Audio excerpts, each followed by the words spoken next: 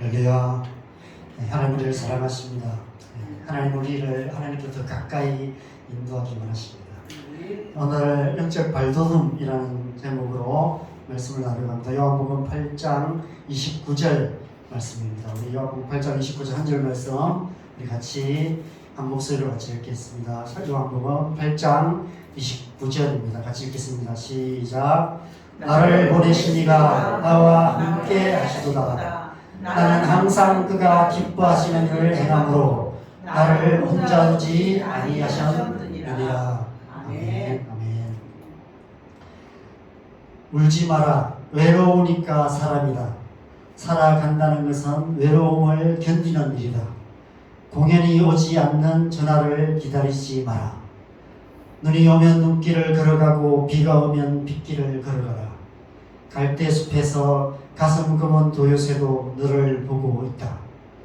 가끔은 하느님도 외로워서 눈물을 흘리신다. 새들이 나뭇가지에 앉아있는 것도 외로움 때문이고 네가 물가에 앉아있는 것도 외로움 때문이다.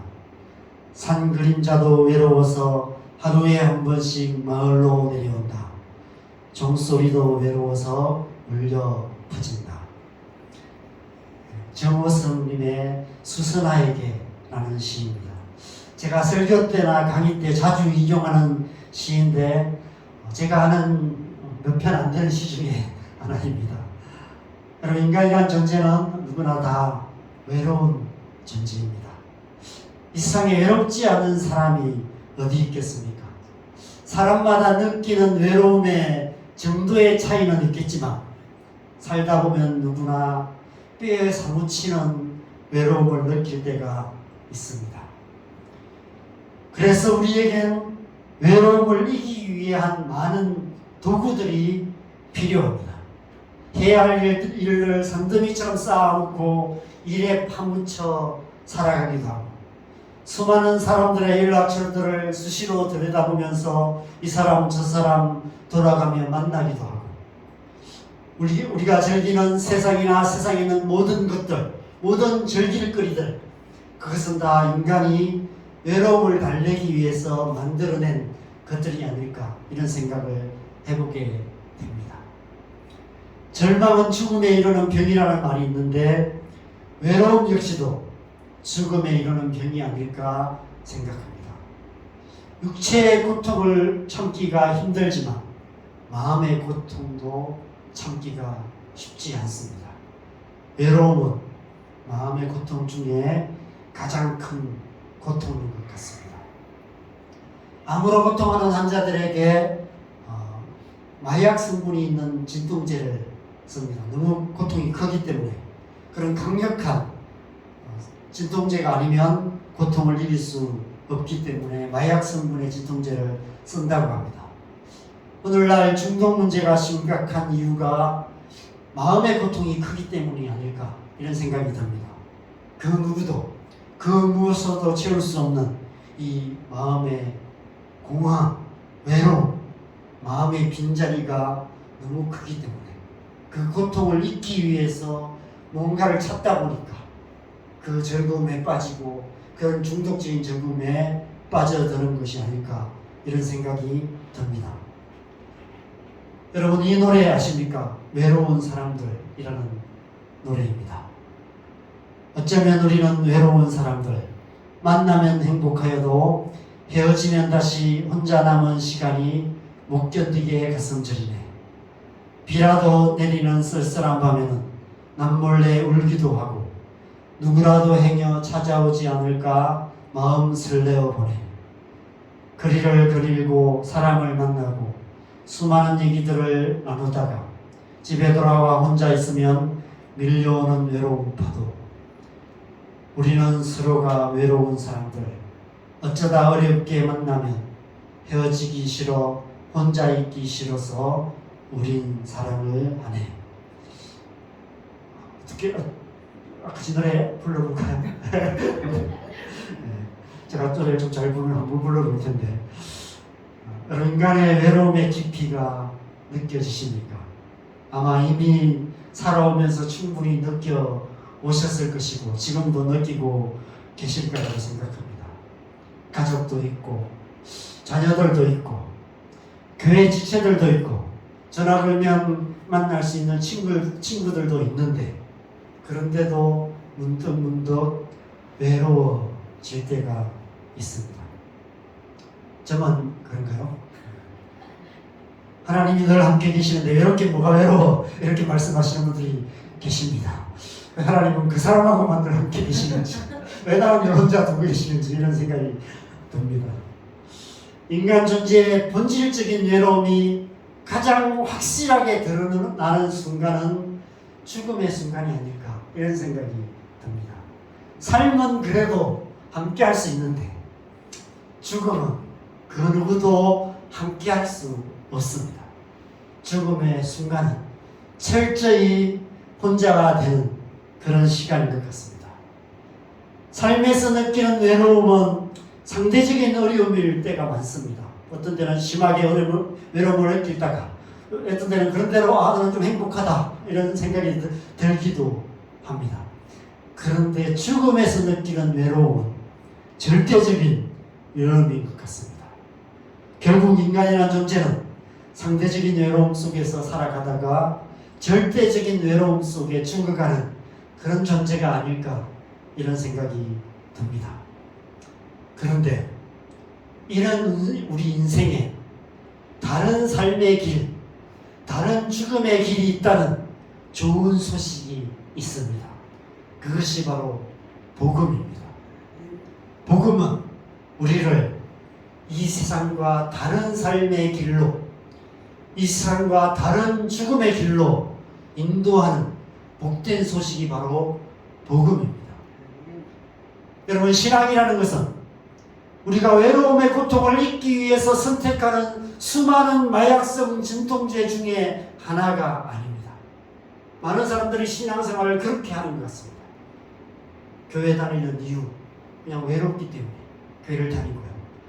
저희 부모님이 교회 다니는 반대하시고 저희 작은아버지도 많이 반대를 하셨습니다. 제가 인천에 작은아버지 집에서 학교를 다녔는데 작은아버지가 수시로 막 저를 혼내시고 그러셨어요. 그러다가 이제 나중에 제가 이렇게 교회를 다니고 나중에 사역을 하고 나중에 목사가 되고 그러고 나니까 그렇게 하시더라고요. 교회 다니는 것도 나쁘다고 생각하지 않는다. 교회 다니면 마음도 편해지고 병도 낫는다고 그러더라. 열심히 해라. 이렇게 얘기를 하셨습니다. 많은 사람들이 종교생활을 그렇게 합니다. 내 삶의 어려운 문제들을 좀 해결하고 마음의 외로움도 덜고 뭔가 내 삶의 고통의 문제를 좀 잊게 해주는 마약성 진통제 같은 그런 것이 종교생활이라고 생각합니다. 이 세상의 종교들은 그럴 수 있습니다. 신비스럽게 부정된 어떤 종교 활동들을 통해서 현실 도피적인 탈출구를 찾아 마음의 평안을 얻으려 하는 것, 그것이 종교 행위고 종교 생활인 것 같습니다. 신천지 같은 이단들은 이 사람들의 외로움을 정말 잘 이용하는 아주 악한 지혜가 있는 그런 집단이 신천지입니다. 그래서 신천지 다니는 사람들은 즐거워해요. 행복해해요. 그래서 자기들이 참 좋은 종교라고, 진짜 종교라고 생각합니다. 그들은 그물망 같은 관계망을 만들어 놓습니다. 그리고 혼을 쏙 빼놓는 프로그램을 만들어 놓습니다. 그런 것으로 영혼을 사로잡아 버려요. 그게 사로잡히면 그죠? 그냥 그런 외로움도 모르고 그냥 즐겁게 열심히 거기에 빠져서 살아가게 되는 것 같습니다. 그래서 신천지에 빠진 사람들을 보면 겉으로 보기에는 우리보다도 더 예수님 잘 믿는 사람 같고 우리보다도 더 신앙생활 잘하는 사람 같고 우리보다도 훨씬 행복한 사람 같습니다. 교회에 오는 사람 보면 제가 남성교회에 있을 때 아침에 이제 주차장에서 오는 성도들 이렇게 인사하는데 다들 이렇게 피로에 찌들려서 이렇게 삶의 무게에 눌려서 이렇게 좀비같이 이렇게 끌어오시고 계시는 분들이 많이 계십니다. 그런 신앙생활을 하고 계시는 분들이 계시죠.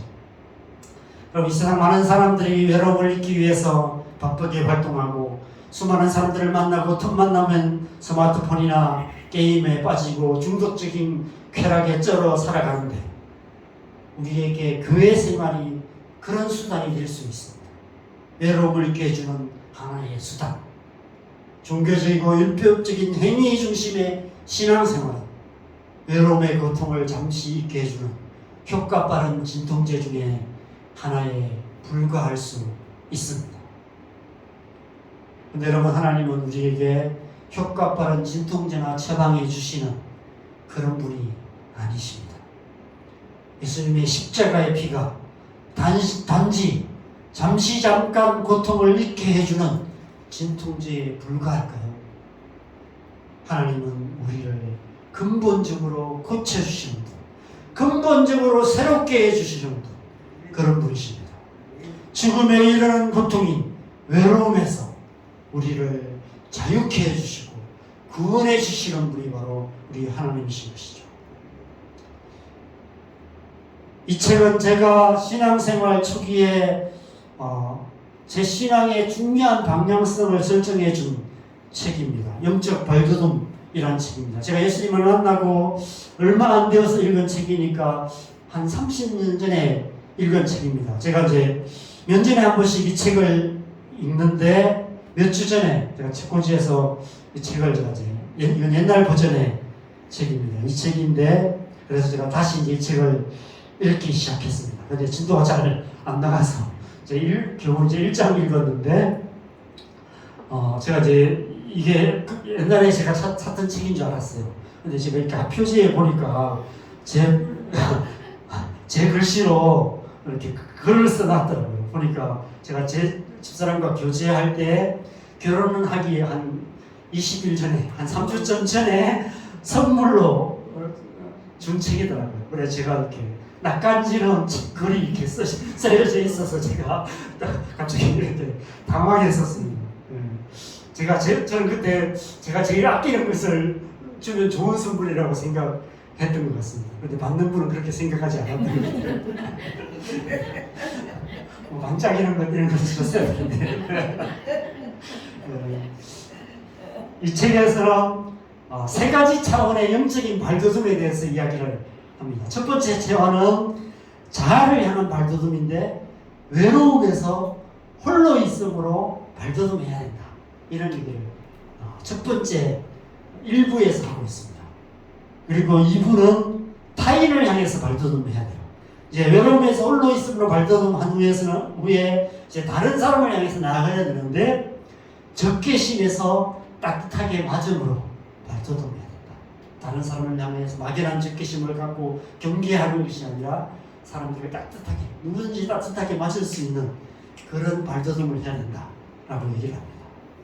그리고 이제 세 번째로 하나님을 향해 발돋움해야 되는데 환상에서 기도로, 그냥 하나님을 향한 환상적인 어떤 뭔가 그런 종교적인 행위가 아닌 삶 속에서 기도로 하나님을 향해 발돋움해 가야 된다. 이런 얘기를 하고 있습니다. 제가 이 세 가지 주제를 다 나눌 수는 없고 첫 번째 주제인 자아를 향한 발돋움, 외로움에서 홀로 있음으로 발돋움하는 것에 대해서 오늘 한번 우리가 함께 생각해 보려 합니다. 저는 이것이 우리의 삶에 있어서, 우리의 신앙생활에 있어서 정말 중요한 주제라고 생각합니다. 가정에서, 교회에서, 그리고 이 땅에 하나님 나라를 세워가는 우리의 부르심에 있어서 굉장히 중요한 주제인 것 같습니다. 여러분, 우리가 하나님에 대한 어린아이 같은 환상이 있습니다. 그런 어린아이 같은 환상으로 막연하게 뭔가 하나님이 다 알아서 해주시겠지, 하나님이 다 어린이 알아서 해주시겠냐, 이렇게 막연한 환상을 갖고 신앙생활을 하는 것 같습니다. 그런데 삶의 모든 순간을 기도로 한 걸음 한 걸음 하나님 앞에 나아가야 갈 때 우리의 삶에 하나님의 나라, 하나님의 뜻이 이루어지게 됩니다. 그것이 세 번째 말하는 하나님을 향한 발돋움이에요. 또한 우리가 타인에 대한 적개심을 갖지 않고 따뜻하게 맞이할 때 공동체가 이루어집니다. 그래서 공동체 속에서 세상 사람들이 하나님 나라를 보게 돼요. 그것이 두 번째 단계의 발돋움입니다. 그러기 위해서는 먼저 우리 자신이 외로움에서 홀로 있음으로 발돋움해야 하는 것입니다. 왜냐하면 외로움 때문에 우리는 다른 사람들에게 상처를 주기도 하고 상처를 받기도 합니다. 그래서 타인에 대해서 막연한 두려움과 적개심을 갖게 됩니다. 그러면 공동체를 이룰 수가 없어요. 교회에 가서도 사람들이 두려워요. 사람들을 경계하고요. 교회에 새로운 사람들이 들어오면 또 저 사람이 어떤 사람일까 경계하게 됩니다. 왜냐하면 교회 생활을 하다가 그런 상처도 많이 받았고 상처를 많이 주기도 했기 때문에 그렇죠. 그래서 교회 공동체가 누구나 따뜻하게 다 맞을 수 있는 공동체가 되어야 되는데 그렇지가 못해요. 교회들이 그렇지가 못합니다. 저도 그렇지 못하고 목사들도 그렇지 못하고 성도들도 그렇지가 못해요. 사람들이 오면 저 사람 누구지? 왜 왔을까?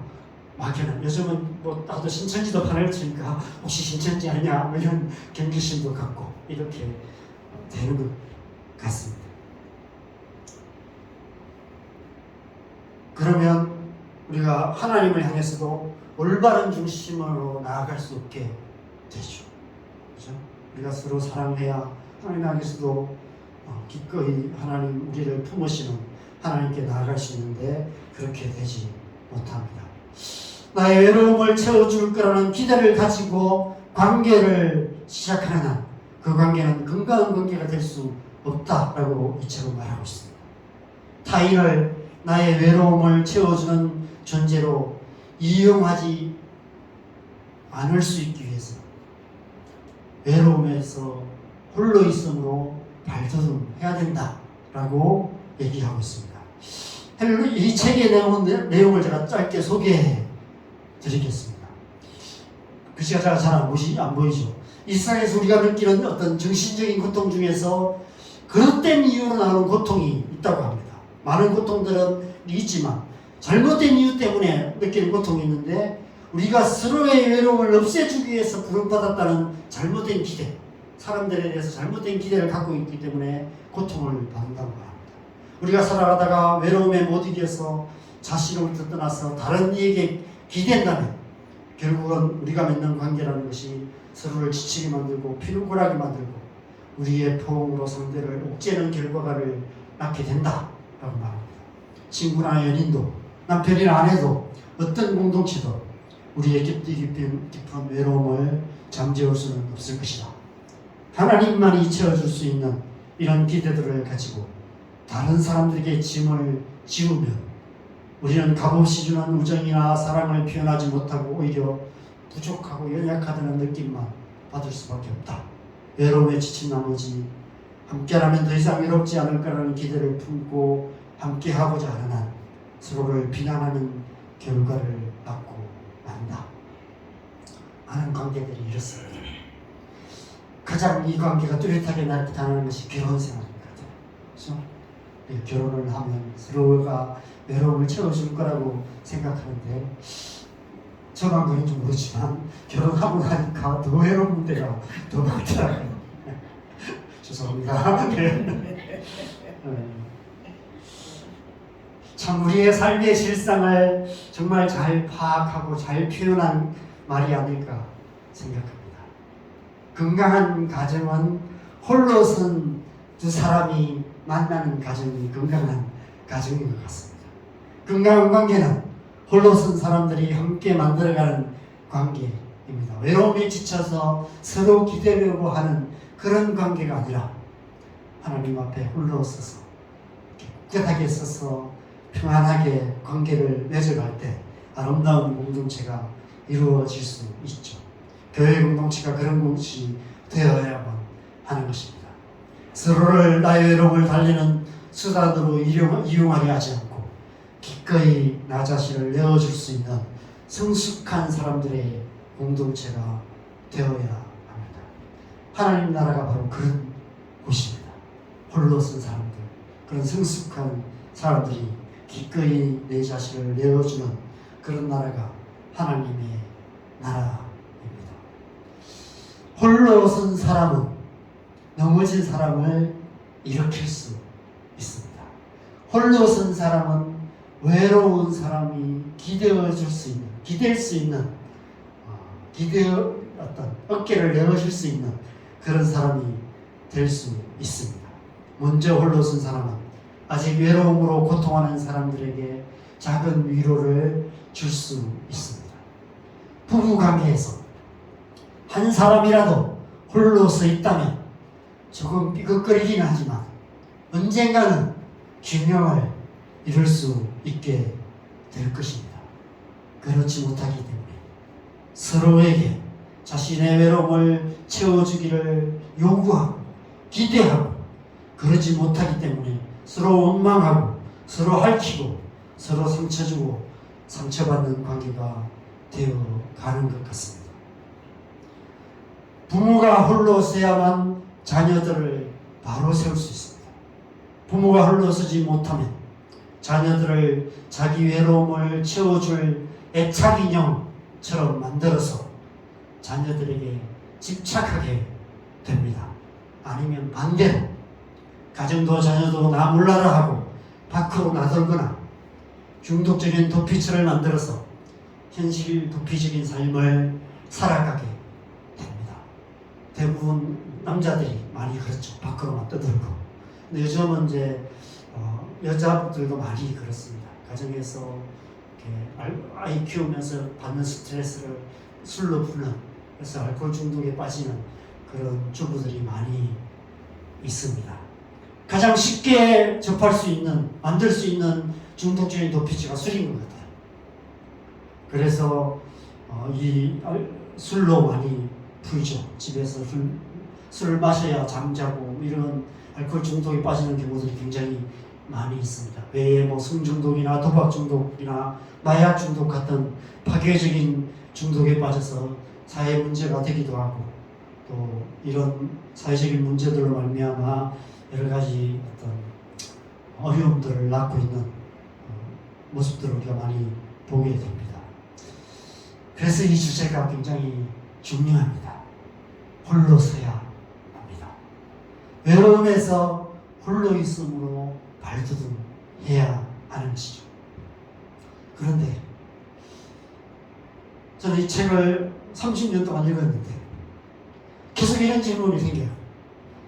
과연 그것이 정말 가능한가? 인간이라는 존재가 정말 홀로 설 수 있는 존재인가? 과연 이 책에서 말하는 홀로 있음이라는 것이 어떤 의미인가? 어떻게 우리는 삶의 순간순간 거대한 파도처럼 밀려오는 외로움의 고통을 이기고 꿋꿋이 홀로 서서 제 갈 길을 갈 수 있는가? 어떻게 우리는 외로움을 달리기 위해서 선택했던 수많은 중독적인 삶의 습관으로부터 자유할 수 있는가? 저는 이 책을 처음 읽었던 30년 전과 지금의 저를 비교해 보니까 크게 나아진 것이 없는 것 같다는 생각이 듭니다. 여전히 제 안에 견딜 수 없는 외로움이 있고 여전히 벗어나지 못하는 중독적인 습관들이 남아있는 것을 보게 됩니다. 그래서 사실 제가 이 주제를 나누는 것에 대해서 몇 주 전부터 고민하고 망설이다가 일단 나누고 보자. 될 대로 되라 라고 생각하고 이 말씀을 준비했습니다. 지난 경험으로 제가 내린 결론은 외로움에서 홀로 있음으로 발돋움한 과정이 유치원에서 초등학교 가고 고등학교에서 대학교 가는 것처럼 한순간에 일어나는 것이 아니라는 사실입니다. 우리가 이 땅을 살아가는 동안 평생에 걸쳐서 발돋움해가는 과정이라는 생각이 들었습니다. 만약 천국으로 가는 계단이 1000개의 계단이 있다면 한 계단 한 계단 발돋움해 가야 하는 것입니다. 그래서 삶의 마지막 순간에 외로움으로 고통하면서 쓸쓸히 죽어가는 그런 존재가 아니라 마지막 순간까지 홀로 있음으로 발돋움하여서 하나님 앞에 홀로 설 수 있는 그런 존재가 되어야 하는 것이죠.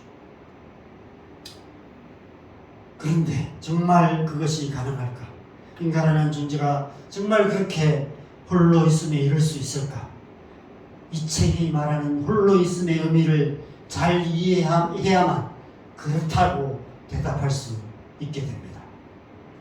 여러분, 사실 인간은 홀로 있을 수 없는 존재입니다. 인간이라는 존재는 언제나 그 누군가가 필요한 존재입니다. 왜냐하면 우리는 스스로 있는 자가 아니에요.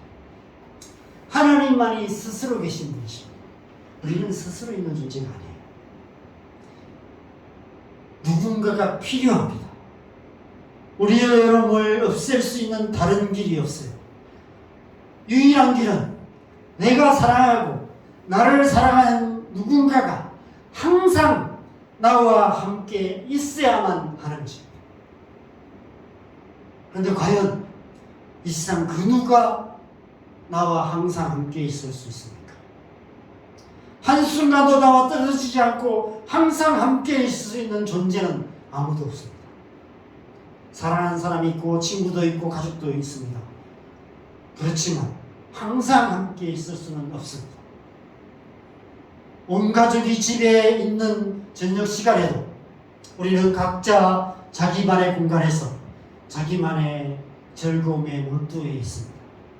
자기의 외로움을 해결할 수 있는 자기만의 즐거움을 찾아서 각자 자기만의 공간을 찾아 들어가고 있습니다. 그런 가족들 가운데서 TV 앞에 앉아 있을 때 오히려 더 깊은 외로움의 고통을 느끼게 됩니다. 이 세상 그 누가 24시간 365일 한시도 떨어지지 않고 영원히 우리와 함께 있을 수 있습니까? 아무리 사랑하는 사람도 그럴 수가 없어요. 그런데 오늘 본문 말씀에서 예수님께서 이렇게 말씀하십니다. 나를 보내시니가 나와 함께 하시리라. 항상 함께 하시리라.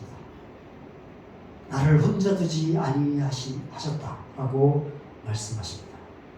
예수님께서는 비록 육신을 입으시고 이 땅에 계셨지만 항상 함께 계시는 하나님으로 말미암아 한순간도 외롭지 않으셨습니다. 예수님께서 12제자를 부르신 것은 외로워서가 아니셨어요. 너무너무 외로워서 친구를 찾아다니다가 12제자를 만난 것이 아니었습니다. 예수님은 태어나서 돌아가시 이 세상을 떠나는 그때까지 한순간도 외로우신 적이 없으셨어요. 딱 한순간 외로우신 적이 있으셨습니다. 그것도 이 세상 모든 사람의 모든 외로움의 고통을 한꺼번에 다 느끼신 적이 딱 한순간에 있으셨습니다. 언제였을까요? 예수님의 십자가에 쓰였습니다. 마태복음 27장 46절에 제9시점에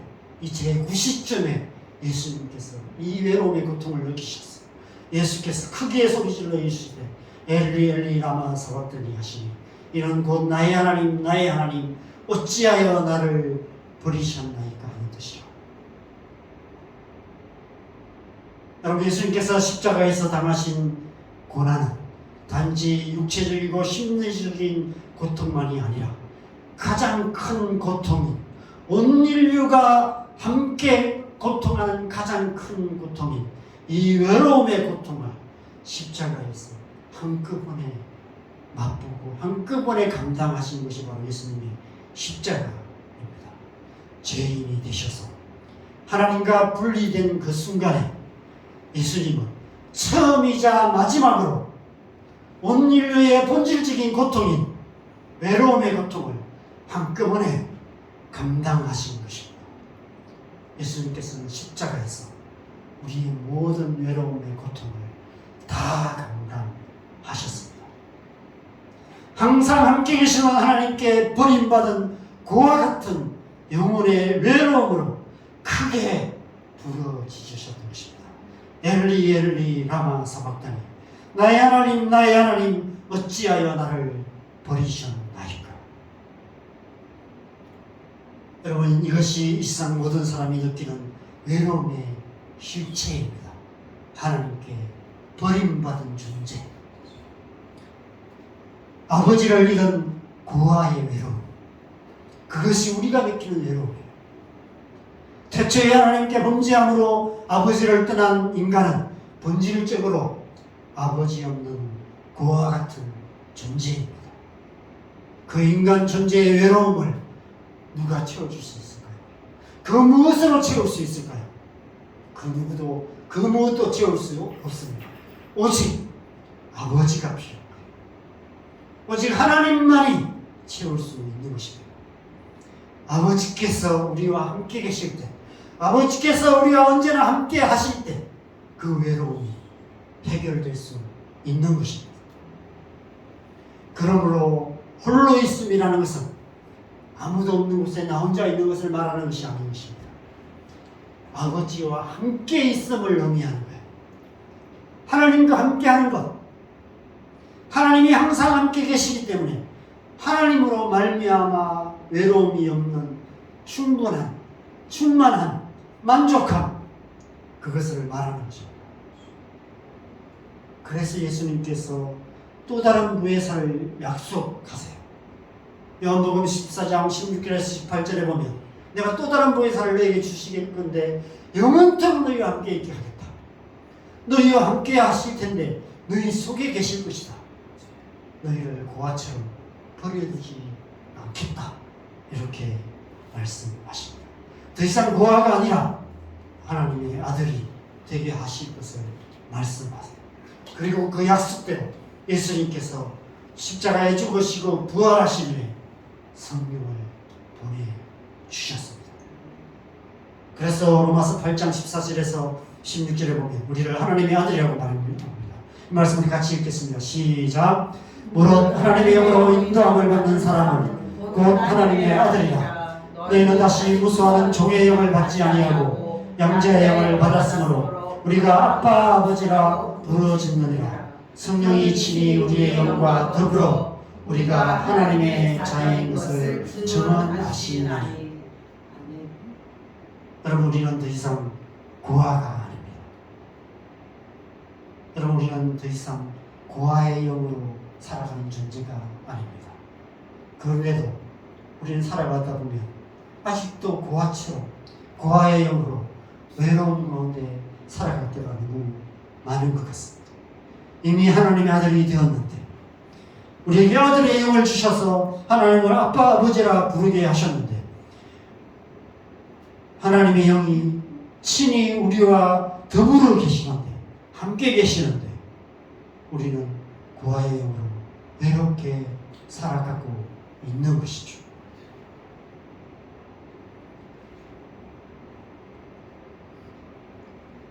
외로움에서 홀로 있음으로 발돋움하라는 것은 바로 그 하나님의 함께 하신 가운데 나아가는 것, 들어가는 것, 그 안에 거하는 것, 그것을 의미하는 것입니다.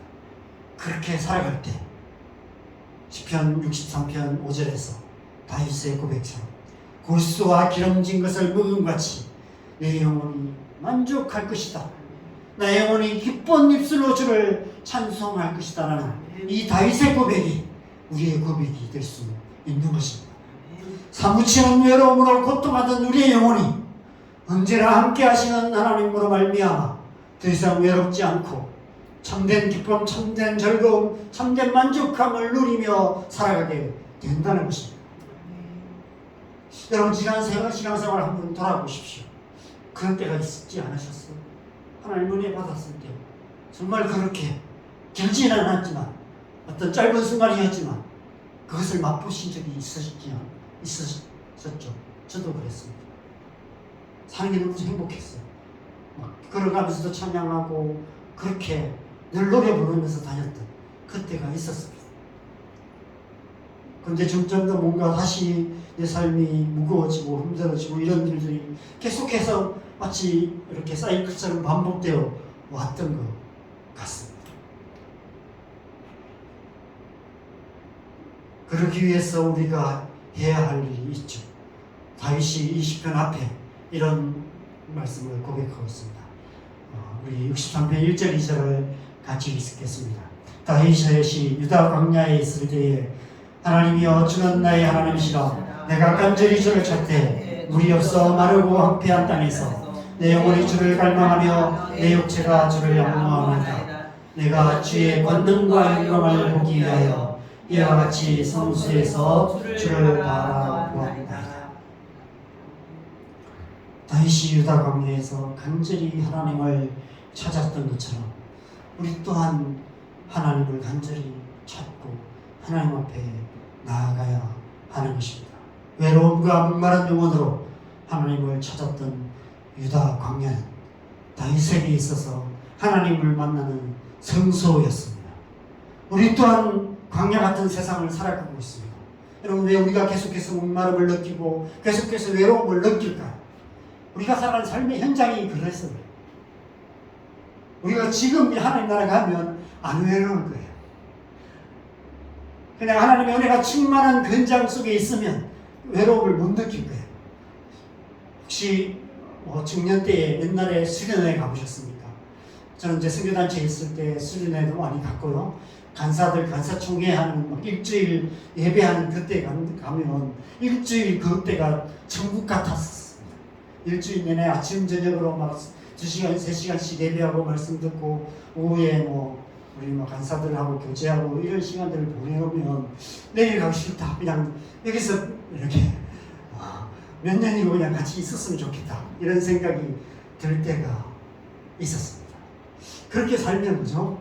외로움도 모르고 세상 제일로부터 자유하고 충분히 우리는 천국을 살아갈 수 있을 거예요.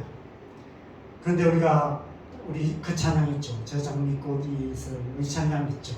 밤 깊도록 동산 안에 저와 같이 있으리 하나 괴로운 세상에 할 일 많아서 날 가라 명하신다. 하나님 우리를 이 세상 속으로 내려보내세요. 들여보내세요. 가정으로, 교회로, 직장으로, 이웃들 가운데로. 그래서 그렇게 살다 보면 다시 목마르게 되고 다시 외로움을 느끼게 되고 다시 갈급하게 되고 다시 죄로 넘어지게 되고 그런 연약한 우리를 발견하게 됩니다. 그곳에서 우리가 다윗처럼 거기서 하나님을 찾아야 되는 것이죠. 하나님을 갈망해야 되는 것입니다. 우리 또한 광야 같은 인생을 살아가고 있습니다. 우리의 인생이라는 광야가 다윗의 유다 광야가 다윗에게 하나님을 찾는 성소였던 것처럼 우리의 인생이라는 광야가 성소가 되어야 하는 것이죠. 다윗 같은 갈망으로 주의 권능과 영광을 보기 위해서 주님을 찾고 그 얼굴을 구해야 하는 것입니다. 저는 이 자원교회, 이 개척교회 하는 이 시간이 제게 있어서는 성소이고 다윗의 유다 광야 같은 시간입니다. 하나님의 영광, 하나님의 권능을 구하고 있습니다. 저도 30년을 사역했습니다. 신앙생활은 한 40년 가까이 했습니다. 그런데 정말 성경이 말하고 정말 하나님의 사람들이 경험했고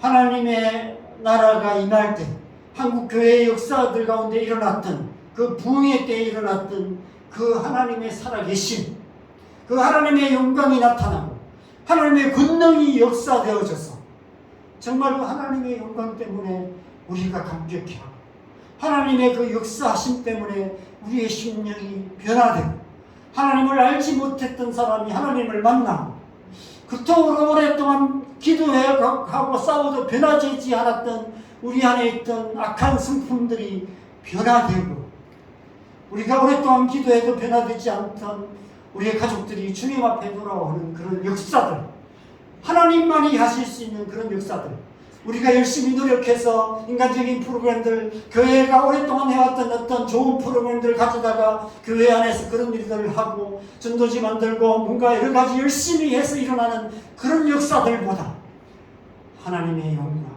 하나님의 권능이 임하여서 하나님만이 하실 수 있는 그 일들이 일어나는 것, 그것을 보고 싶다. 이것이 저의 소망입니다. 그것을 제가 앞으로 몇 년을 더 사역하게 될지 모르지만 하나님께서 제게 몇 년의 사역을 허락하실지 모르겠지만 저의 남아있는 사역 동안에 그 하나님의 영광, 하나님의 권능을 보기를 원합니다. 그것이 저의 가장 간절한 기도 제목입니다. 여러분, 우리도 그렇게 하나님 앞에 나아가야 하는 것이죠. 여러분, 오랫동안 신앙생활 해오셨습니다.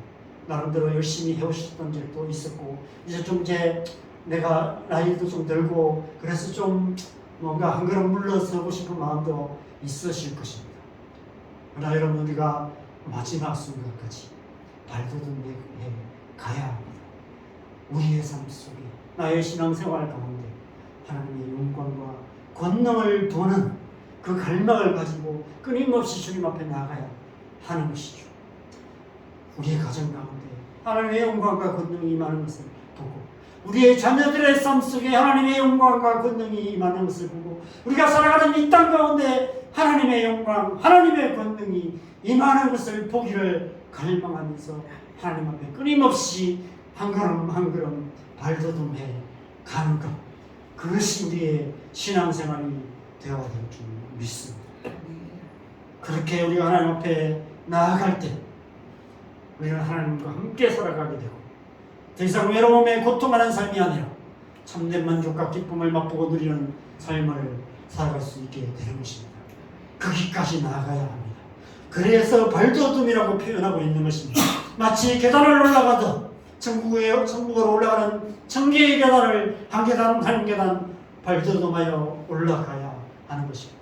그러면 그럴수록 우리는 하나님의 영광과 권능을 더 깊이 경험하게 되고, 더 자유케 되고, 일로부터 자유케 되고, 사람들로부터 자유케 되고, 중독적인 세상의 유혹으로부터 자유케 될 수 있는 것입니다. 나의 연약함으로부터 자유케 될 수 있는 것입니다. 발돋움하면 할수록 우리의 영혼은 만족할 수 있게 됩니다. 세상이 할 수 없는 평안, 세상이 줄 수 없는 기쁨을 얻게 되는 것이죠. 그 은혜를 사모하시기 바랍니다. 그 은혜 가운데 나아가시기 바랍니다. 저는 죄송하지만 저도 이제 나이가 60이 가까워지는 때가 되니까 저의 노년의 모습에 대해서 자꾸 생각해 보게 됩니다. 공원 벤치에 앉아 계시는 어르신들을 보면서, 요양병원의 병상에 누워 계신 모습들을 보면서 저의 마지막 노년의 모습은 그와 다른 모습이 되었으면 좋겠다, 이런 마음이 많이 듭니다. 이 책이 말하는 홀로 있음이 무엇인지를 보여줄 수 있는 그런 노년의 모습이 되었으면 좋겠다는 생각이 듭니다. 설령 제가 요양병원 병상에 누워서 삶의 마지막 순간을 기다리는 모습이 된다 할지라도, 그 병상에 누워있는 내 삶의 마지막 순간이 외롭게 홀로 누워서 늘 죽어가는 그런 노인이 아니라 하나님과 함께 있는 시간, 홀로 있음으로 충분한 시간, 그 병상에 누워있는 그 시간이 천국이 되는 그런 모습으로 제 마지막을 맞이하고 싶다는 것이 저의 소망입니다. 병상에 누워서 간호사들, 요양보호사들 괴롭히며 자식들 안 찾아온다고 원망하며 외로움의 고통을 느끼기 위해 과거에 즐겼었던 중독적인 습관을 버리지 못한 추한 몰골로 저의 마지막을 맞이하고 싶지 않습니다. 저의 영적인 스승들이 많이 있는데, 이헬리 나웬 것처럼 제가 영적인 스승으로 모시는 분들은 다 돌아가신 분들이에요. 중에 한 분이 유진 피터슨입니다. 유진 피터슨이 85세에 소천하셨는데, 그가 돌아가시면서 둘러선 성도들과 자녀들을 향해서 마지막으로 렛츠고, 자 이제 가자 라는 이 한마디를 남기고 소천하셨다고 합니다. 너무 멋있지 않아요? 멋있죠? 저는 좀 제 마지막 모습이 이렇게 멋있었으면 좋겠습니다. 자 가자, 우리 함께 천국으로 가자, 우리 함께 이 계단 올라가자, 하나님 나라로 함께 가자, 이렇게 말하는 제 마지막 모습이 되었으면 좋겠습니다. 그러기 위해서는 이 땅에 사는 동안 하나님 앞에 홀로 있는 시간들을 살아가야만 합니다. 우리의 남은 날들을 하나님과 함께 있는, 함께 있음이 되어야 합니다. 에녹이 300년을 그렇게 살았던 것이 아닐까 생각합니다. 우리라고 그렇게 살지 못하는 분이 있을까요? 지금도 그렇게 살아가고 계시는 수많은 허다한 주민들이 있습니다. 저와 여러분도 그렇게 살아가시기 바랍니다. 외로움에서 홀로 있음으로 발돋움하는 그런 삶 살아가시기 바랍니다. 자, 이제 함께 가십시다. 외로움에서 홀로 있음으로 발돋움이 가는 복된 하루하루 되시길 주님의 이름으로 간절히 축원합니다. 이제 함께 찬양하겠습니다. 이 찬양을 함께 하겠습니다. 우리 천성을 향해 가는 성도들아 길의 장애를 두려워 말라. 이 찬양 우리 함께하고 기도하는 시간 갖겠습니다.